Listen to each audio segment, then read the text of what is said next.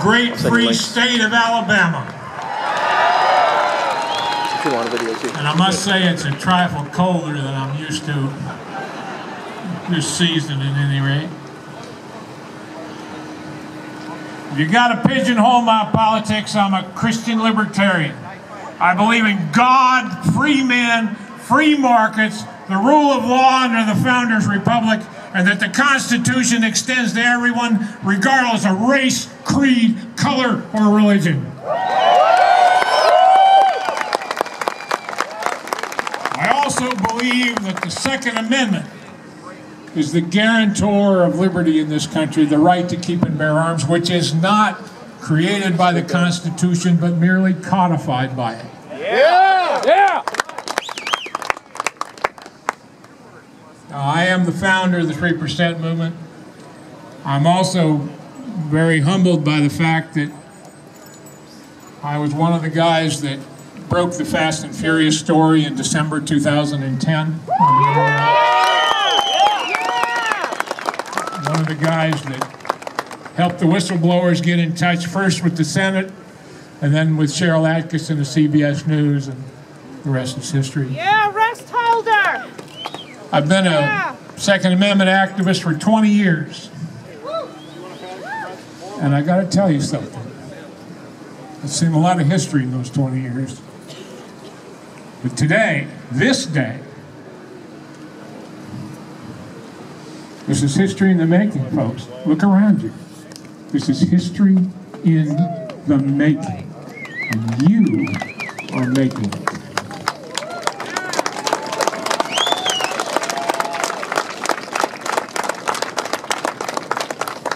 So I want to say welcome to the resistance behind enemy lines.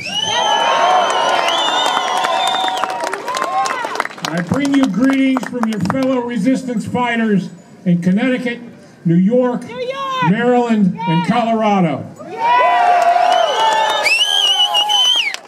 Look around you. What you see are fellow soldiers of the Army of the American Republic in mobilization against a tyranny that the founders themselves warned us about. A tyranny that their diligent study of history told them would one day come. Despite their best efforts and their plans, that day is here. But I talked to one for a little bit. But so, as they expected, you are here as well. In answer to their ghostly call across the centuries, you are here. As I said, you are by no means the first to join this resistance. In Connecticut, New York, Maryland, Colorado, this fight to defy tyrannical state laws has been quietly raging for a year and a half now. I know this because I have been behind enemy lines in those states. I have personally broken their laws by smuggling in forbidden items. And so have my friends. I have met the brave men and women who have faced down their own state governments, who have refused to kowtow to unconstitutional diktats, and who maintain their defiance even when threatened with the coercive powers of their local regimes. They have defied those governments. And the tyrant wannabes don't know whether to defecate or go blind. Prefer the latter. Go blind! You know, the founders were as suspicious of unrestrained democracy as they were of absolute monarchy. Both can be tyrannical. Both can be deadly. Both are threats to life and liberty and property. This is why they crafted a constitutional republic. The founders knew that the mob could be manipulated by cynical elites to rob other citizens of their liberty, their property, and their lives. Cynical elites, wealthy men, powerful men, with unceasing appetites for more and more power.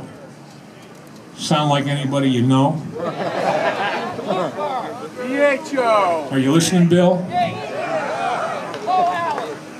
Tyranny, as you have now experienced with I-594, can be voted into existence by a majority. This does not make it right. It does not make it legitimate. Yeah, that's democracy in action. Indeed, it is a violation of natural law and natural rights derived from God. And I refer you to the Declaration of Independence for the finest expression of that truth. For as a people, we have been here before. The faces change. The soothing lies told to mask the tyranny shift. But the conflict is the same. The question is the same and has been since the time of the founders. Do the people serve the government, or does the government serve the people? The latter. Sorry, I'm not very good at this. I have to write my speech and then read it.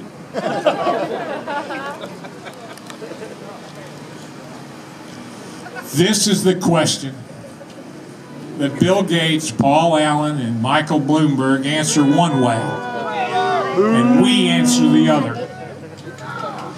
There is no negotiating or finessing the answers. It is not possible. It is one or the other. It cannot be both. One side or the other will win the argument. And I swear by the Founders' Republic and the great God Jehovah that we will win this fight. We will win it or die trying.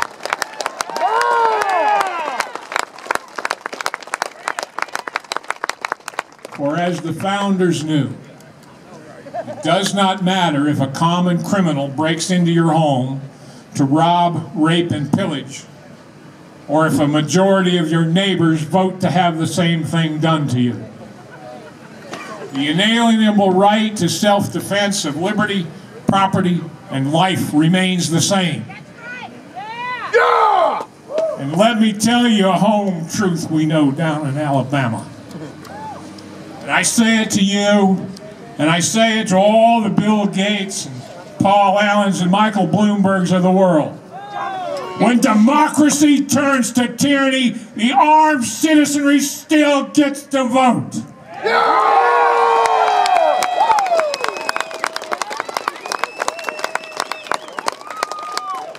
So be careful what you wish for, you may get it. And I'm not joking when I say that you are now behind enemy lines. If we are going to tell the truth, let us first tell the truth to ourselves. Let us have no illusions. Let us not try to sugarcoat what is obvious to anyone who has eyes to see. The people who crafted I-594 knew exactly what they were doing. Tyrants develop appetites for other people's liberty and property and lives, and they will manipulate the mob in order that they might eat. Such people are the very definition of what the Founders called domestic enemies of the Constitution. So let us be plain. If they are enemies of liberty, and they have temporarily succeeded in stealing ours, then they are enemies of the Founders' Republic. And you here in Washington are now indeed behind enemy lines. This is no joke. This is as serious as it gets. Claiming legitimacy of a single election, they will send armed men to your door to work their will upon you, to feed their appetites. This is the iron fist of tyranny that they wrap their velvet lies around. Do it, they command, or else. To which I would reply, or else what?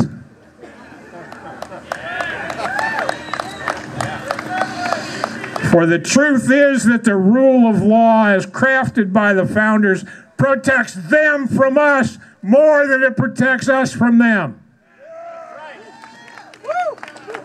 And if they destroy that rule of law, they will be taught that lesson by the very people that they seek to victimize. They will be taught that lesson by you.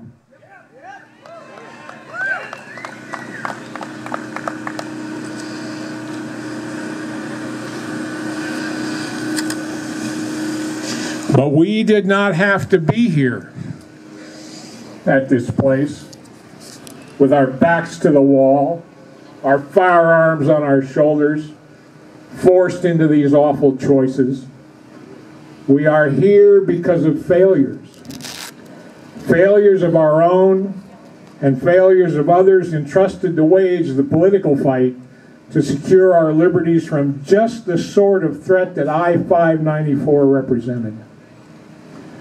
If we are going to tell the truth to the domestic enemies of the Constitution, let us tell the truth to ourselves and to our allies in this fight. For years, gun rights groups have fought on the same battlefields using the same tactics, and consistently, incrementally, sometimes almost invisibly, we have lost. We lost because we let the enemies of liberty define the battlefield. Yet having been pushed back again and again, the people that we entrusted to defend our liberties politically are now insisting that we all do the same thing again and again because, well, that's what they do.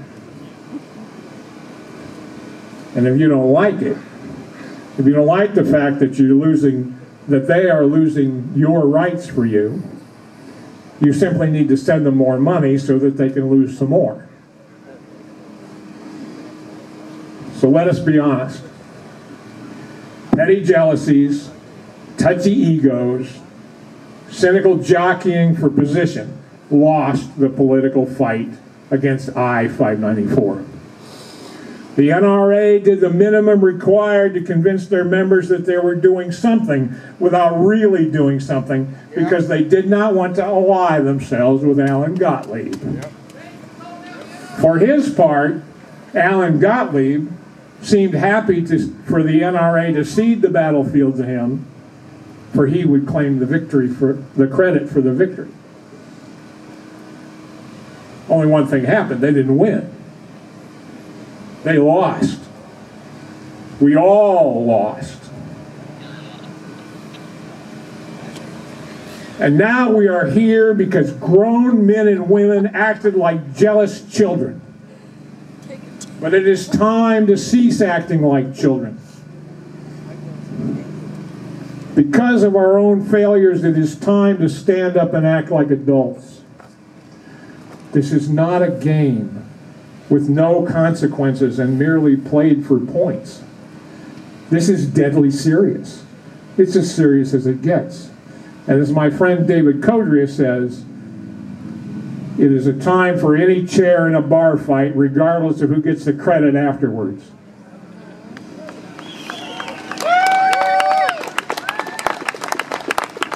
And this means working with the very people who are responsible for I-594's win. The fact that we are here today, armed, pointing out that I-594 is trumped, is negated by the law of unintended consequences, does not mean that the political fight is over. Folks, it's just getting started. We need the NRAs and the Gottliebs of this state to put away their petty jealousies and to fight, really fight, not to make deals that compromise essential liberty. We need them to work together. But we are here today to remind them and to remind the enemies of liberty in this state that if they fail, there are always Second Amendment remedies. Yeah. And if that scares them, if they are made uncomfortable by that, if they continue to bicker like children and play the pragmatic game, trying to be liked by the press and understood by their enemies, they should understand that there is always us, eternally us, the resistance army of the Founders Republic.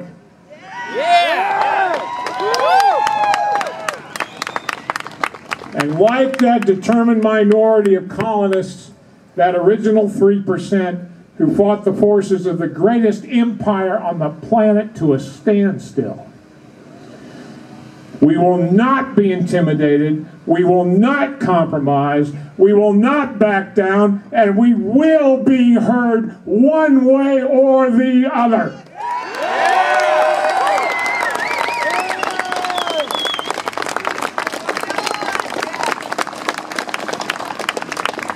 So I say to the deal makers who claim to be on our side, if you want to make a deal, you had bloody well make it based on that reality. Yeah. To the NRA and the SAF, to Wayne LaPierre and Alan Gottlieb, to all the leaders of every so-called mainstream gun rights group, and yes, even to the domestic enemies of the Constitution like Bloomberg and Allen and Gates, I say, take a good look around you at the reality that one side's failures and the other side's successes have produced.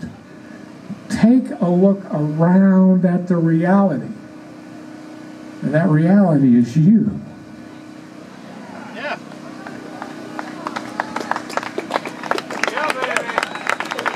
And when they have done so, when they have looked around and seen which way the wind is now blowing, I would quote these lines from that most underappreciated American philosopher, Frank Zappa. Do you love it? Do you hate it? There it is, the way you made it.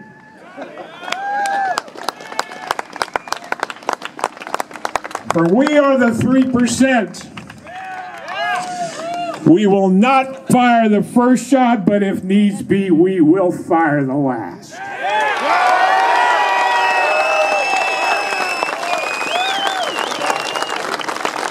We will not target innocents like the militarized police units that will be dispatched to the doors of our homes in furtherance of I-594. But we will answer the guilty. We are here. We are not going away. If that scares you, then deal with it. But leave us alone.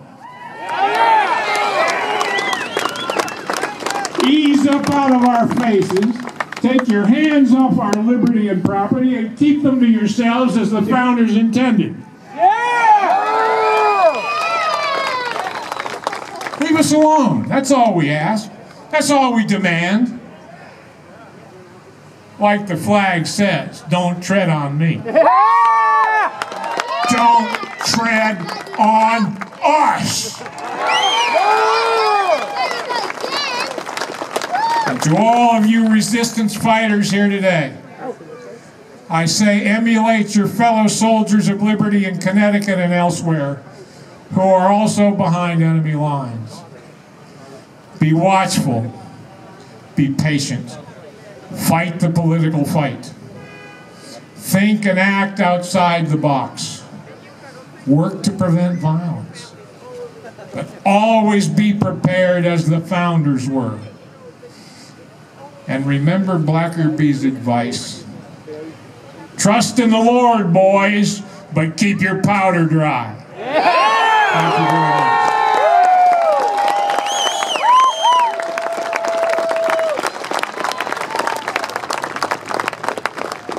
Come on, let's get another big hand for Mike Vanderboegh. That's what liberty sounds like. And we're just getting started. You know, I just want to thank every